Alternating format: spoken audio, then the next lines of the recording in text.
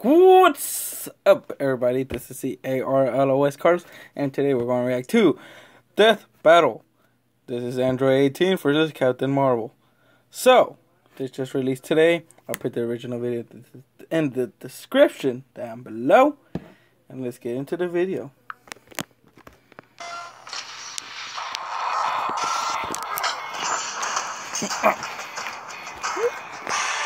I love a powerful woman. Even better, one that keeps getting stronger and stronger. And today, we've got two of them. Android 18, the deadly cyborg killer from Dragon Ball. And Captain Marvel, the hard-hitting, high-flying Avenger. He's Wiz and I'm Boomstick. And it's our job to analyze their weapons, armor, and skills to find out who would win a death battle. In the age 763, peace had returned to the Earth. Unsung heroes, led by the Super Saiyan Goku, had saved the world from an evil galactic tyrant. Everything seemed pretty hunky-dory until a mysterious time traveler showed up out of nowhere with a grave warning. In just 3 years' time, two deadly androids would rise up and ravage the Earth, all while wearing the mark of the long-forgotten Red Ribbon Army. This sounds like it's gonna get complicated real fast. To be brief, the Red Ribbon Army was the greatest military force ever known, even greater than the Earth's entire armed forces combined. Yeah. Until a tiny monkey child named Goku strolled through and wrecked their shit. Dr. Gero, founder and lead scientist of the Red Ribbon Army, held a grudge against Goku for over 20 years. Like any mad scientist hell-bent on revenge, the good doctor got back to doing what he did best. Building murder bots.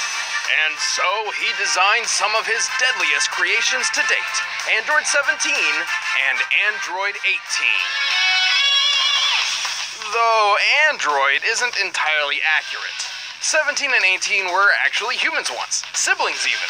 So that makes them cyborgs, not androids. You'd think a doctor with Gero's prestige would know the difference.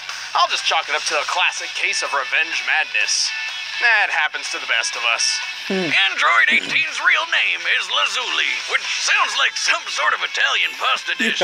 No wonder she kept the name 18 after brutally murdering her maker. Yeah, Android 18 and her brother were pretty unruly and a force to be reckoned with. Gero, even with his own cyborg body, didn't stand a chance. With nothing better to do, the twins set off to ravage the world as predicted. But this time, something changed. After witnessing the compassion of the heroes, including a bald, vertically challenged martial artist named Krillin, 18 had a change of heart and joined the good guys. She even wound up starting a family with Krillin. Nice! Give it up for Krillin! Not only is he punching above his bracket, but he's laying pipe above it as well. Plus, 18 doesn't really age, so that's a serious win. Android 18 is an extremely competitive fighter with numerous deadly abilities. Gero's programming stems from decades of military dominance, granting her incredible hand-to-hand combat skills and mechanically enhanced senses for superb situational awareness. And she's got the strength to back it up. This chick can embed a person straight into the side of a cliff with a single smack, or shoot explosions out of her hands. She does this by harnessing Ki, a Taoist-inspired life force energy manifested through a person's spirit and vigor. With her Ki, 18 can fire a barrage of energy beams powerful enough to destroy buildings, continents, possibly even planets. Like the finger beam. Talk about getting finger blasted, am I right? No. Oh, you know you laughed. Absolutely not. On the inside? Android 18 has dozens of other techniques, such as infinity bullets. I know what you're thinking, but it's not a magic gun with unlimited ammo. It's a stampede of energy blasts, which are nearly impossible to avoid. Her photon strike lays waste to a vast area in an instant. She can even use her husband's signature technique, the Destructo Disc. It's a buzzsaw made of pure energy. Why don't more Dragon Ball characters use that thing? Ki is just as much a defensive tool as well. Android 18 can enhance her strength, speed, and endurance with her energy, greatly surpassing the limitations of her physical body. Oh yeah, and she can fly! Unlike most warriors, 18's energy supply stems from a sort of battery within. This system grants her a continuous and potentially endless supply of Ki. She'll never get tuckered out. In fact, one of her favorite combat strategies is wasting time to make her enemy exhausted, then moving in to finish him off. She's making him burn up all his energy and then she's going to attack him.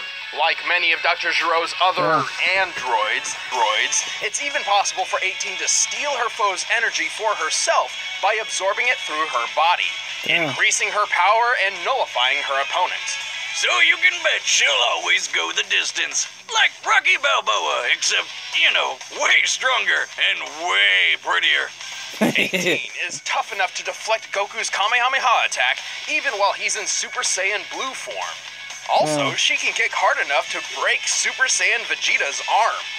What's so impressive about breaking an arm? You broke yours once just by falling out of your chair. You might have missed the Super Saiyan part there. Vegeta's extremely high ki levels improve his body to support an impressive amount of weight. Leading up to the fight, Vegeta was training in 450 times gravity, making his weight about 55,000 pounds. That means the tibia in his leg would be supporting over 40,000 pounds, the equivalent of 8 pickup trucks. Damn, I wish I had bones like that. I could fire so many bazookas and never have to worry about falling down. On top of that, she's able to use her constant supply of ki to easily match the speed of a Super Saiyan. We've previously established that an ascended Super Saiyan can fly approximately 340,000 miles per hour. So it's reasonable to believe 18 can do the same. Man, this ki stuff is seriously awesome. Maybe I should start meditating or something. Do you even know how? Yeah, all I gotta do is get drunk and sit on the floor crisscross applesauce style, right? Easy. Sure. Anyway, just like Vegeta, Android 18's ki allows her to survive serious blows. She's even tanked the full brunt of a Super Saiyan ki blast, capable of obliterating an entire building without a scratch. Can't say the same for that sweet-ass jacket. Man, 18 is awesome. Awesome? Yes. Unstoppable? Not at all. Android 18 is unfortunately susceptible to a number of weaknesses, including her own programming. Fearing her unruliness, Gero designed her with a remote shutdown system in place, one that both he and Krillin's friend Bulma were able to exploit. Wow, so this little thing will stop them, huh? On top of that, 18 has a reputation of being cold and apathetic. Although this is mostly just a guise, as she's always ready to defend her friends and family from threats. She even joined Goku, the man she was originally programmed to kill, for an interdimensional tournament bent on saving the universe from annihilation. It's safe to say the Super Saiyans are not the only blondes protecting the planet. Believe me, when she gets that look in her eye, you better hold on to your Dragon Balls. I know I'm being hard on you, but it's the only way you'll learn. Captain Marvel has had many names in her career, but when she was born, she was simply Carol Danvers. Carol grew up in Boston and joined the Air Force to pay for college. She quickly flew to the top of their ranks before moving on to the Air Force Intelligence. Then she joined NASA. Damn, is her superpower just having really badass jobs? Wonder if she could give me a recommendation. Working at NASA was pretty cool until aliens attacked. Carol got caught in the middle of a massive battle between the Kree aliens and a Kree superhero named Mar-Vell, known to the world as Captain Marvel. Well, wait. Captain Marvel's secret identity is Mar-Vell? Somebody forgot to read Superheroes for Dummies. Anyway, during the battle, Carol got stuck in a machine called the Psych Magnetron, which exploded. Luckily for her, this was one of those explosions that turns you into a superhero. The energy from the blast merged Carol's DNA with strands of Mar-Vell's. She developed an extra Kree brain lobe and powers, transforming her into a new, dynamic superheroine. Except she didn't even realize it at first. She'd just black out at random times and wake up to hear about a new, suspiciously blonde superhero. Hey, Wiz, maybe I have a superhero side like this. I mean, I black out all the time. Boomstick, you don't have powers. You have a problem. Throughout her adventures, Carol went through several phases of superhero titles. First Miss Marvel, then Binary, then Warbird, then Miss Marvel again, until one day, Mar-Vell died. Oh, snap. Here's to you, Mar-Vell. To honor her fallen friend, Carol Danvers took up his mantle, becoming the brand new Captain Marvel. Captain Marvel is unbelievably powerful, with superhuman strength and incredible durability. She learned how to fly planes in the Air Force, but now she could fly herself and super fast.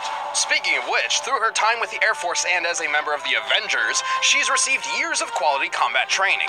Not only can she hit hard, she can fire powerful concussive blasts of photon and stellar light energy from her hands, as well as create energy fields. As if all that weren't enough, Carol can open up an extra can of whoop-ass by absorbing energy. Absorbing anything from electricity to magic can make her even stronger. With these powers, Captain Marvel has done some pretty amazing things. While training with the Avengers, the combat simulation measured that she could deliver a force of 92 tons. Almost 10 times the destructive power of a Davy Crockett nuclear missile. She can survive energy blasts to the face and even the vacuum of space for a long period of time. Once she flew from atmosphere in only 1 minute and 58 seconds. That's a lot of sky to cover in less than 2 minutes. She claims that's her personal record. Now, considering the distance between a New York City street and the exosphere, Marvel must have been flying 247 times faster than the speed of sound. Damn. Carol has taken out characters like Vision, punched Iron Man out of his armor, and even survived 2 point-blank blasts from the Destructor's beam, which has enough power to punch holes through an Imperial Kree starship. And that's not even the height of her power. If Marvel absorbs enough energy, she can access the powers of Binary, a form she took after losing her powers, getting lost in space, and being experimented on by aliens. Long story. As Binary, she can tap into the power of a white hole and generate star levels of energy. And her hair's on fire. Were you even listening? That's like the least interesting thing about it. Says you. Look at it. Binary was an extremely powerful form, capable of wiping out entire fleets of enemy ships, but one that Captain Marvel does not have easy access to. She initially lost the form after expending all of its energy, and is unable to reach it again without absorbing a massive amount of interstellar energy, such as the infinite energy from a gravitational field of a black hole singularity. She's too stubborn to just give up, though. She's stubborn to a fault, even rushing headlong into situations while ignoring advice from wiser, more experienced friends. Like the time she started a civil war between superheroes, or when she completely ignored her damaging addiction to alcohol. Damn. Like Iron Man? Yeah, Carol is a badass with a hell of a lot of power. But if Tony Stark, of all people, thinks you have a drinking problem, you should probably listen to him instead of trying to fly into space while completely wasted. Yeah. Regardless, Captain Marvel is a seasoned hero with a record that most would be envious of. Hell, she's such a pillar, she's named after the publishing company itself.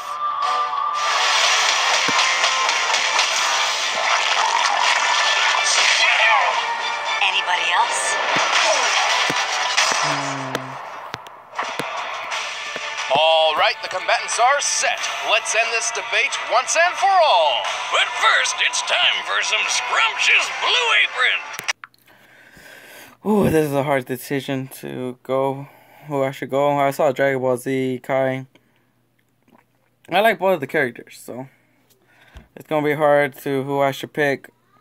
But I'm gonna pick Captain Marvel for this one. So let's see what happens.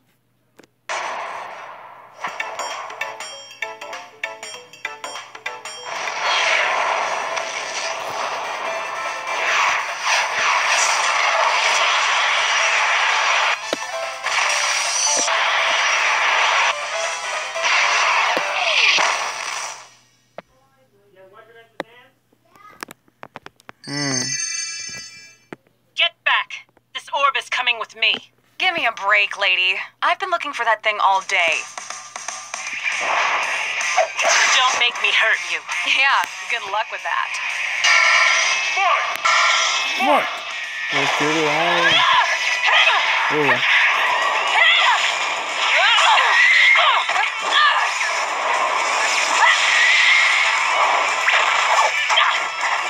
I think I have a feeling the Android 18 is going on. I just have a feeling.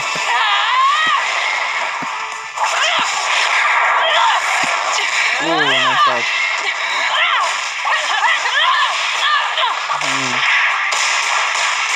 Ooh, it was a good match. Not gonna lie.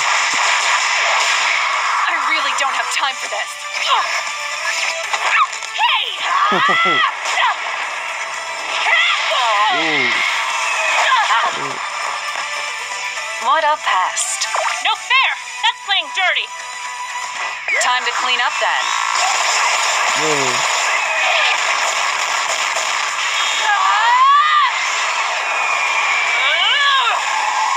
She's going forward.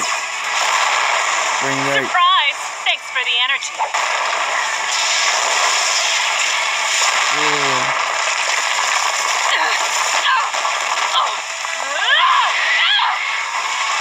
She's going to bring it back I to can the... take whatever you give and dish it back twice as hard.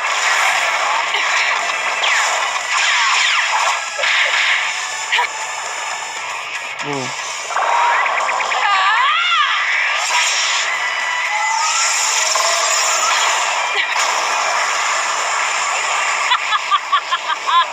Have a taste of your own energy. Ooh. I wonder if she absorbed it. What? Surprise.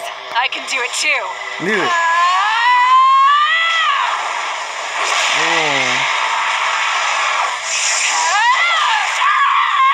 Work it. Work it. It's over. You can. Block yourself. There. I can still. Knew how to finish Android 18 was going. And that's that.